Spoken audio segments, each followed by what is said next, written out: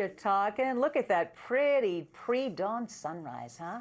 Very beautiful. And of course, next week when you look at this shot, it'll be a little brighter because the clock will have changed. Yes, daylight saving time ends this Sunday. Everyone falls back an hour, gets a little bit extra sleep, so there's that. But there's also the heated debate around this. Despite the extra hour, a lot of folks just want to see the sun set at the same time throughout the year. No need to change things. A lot of lawmakers spearheading an effort to make that happen. Judy Kurtz is here to talk about what's going on the Hill when it comes to the sun. Good morning. You said everyone gets a little extra sleep, but I think both of you can relate.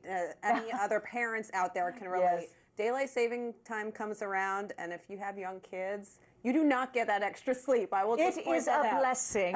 It is a blessing, but suddenly, you know, you get the nap time going, and then it goes kablooey with daylight saving time. Oh, man. You get a knock on the door at 4 a.m. instead of 5 a.m., so it's a whole thing. I'm just editorializing now at this point. But yes, the Congress's debate, you know, lawmakers, things are so bad they can't even decide what time it is right now. You can't even nail down this daylight saving time. Once again, we have legislation introduced to make daylight saving time permanent across the country, essentially, but it has been stopped by Senator Tom Cotton of Arkansas, Republican, a longtime opponent of making daylight saving time permanent. He said that the daylight saving time will make it too dark in the morning for like school kids going to the bus stop. It'll be, you know, dark as can be at 8:30 in the morning. He does not want this legislation, so it has stalled in the Senate. Well, sometimes politicians will make a move when they're nudged by their constituents, and if that is the case, perhaps they won't go to the daylight saving time permanently, and here's why, right?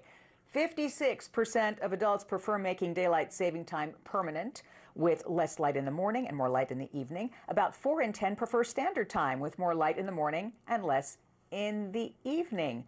And night people are much more partial to permanent daylight saving time. 61% of them say this would be their choice.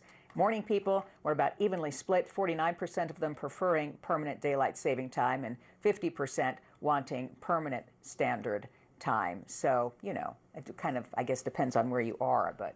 Yeah, certainly the poll is very clear of what people want, but we have tried it before with this permanent daylight savings time. It hasn't gone too well. In the 1970s, Congress did this 2-year experiment to stick with a permanent time. You won't be changing the clocks every 2 times a year, and it did not go well. After a few months, they nixed the whole plan. People were up in arms about it, did not like it, and didn't like going to school, to work in the dark, and so well before the 2 years were up, they did away with it, and we're back at changing the clocks every 2 times a year. So this also has not necessarily implications for our schedules, but our body clocks as well. New research from Stanford found that when it comes to humans and our internal clocks, having a single time is better. It's healthier. Standard time had a slightly better health benefit than daylight saving time. So we know how lawmakers on the Hill feel about it. We know how people feel about it. How does President Trump feel about it? Well, this is interesting because it's a Republican who stopped this legislation to make permanent daylight savings time, and President Trump is actually in favor of doing away with changing the clocks. He put out a statement earlier this year saying the Republican Party will use its best efforts to eliminate daylight saving time, which has a small but strong constituency, but shouldn't. Daylight saving time is inconvenient and very costly to our nation. I love the idea that some of the legislation being put forward is coming from 2 Florida lawmakers, and they're calling it the Sunshine Protection Act because it's the Sunshine State, one would think.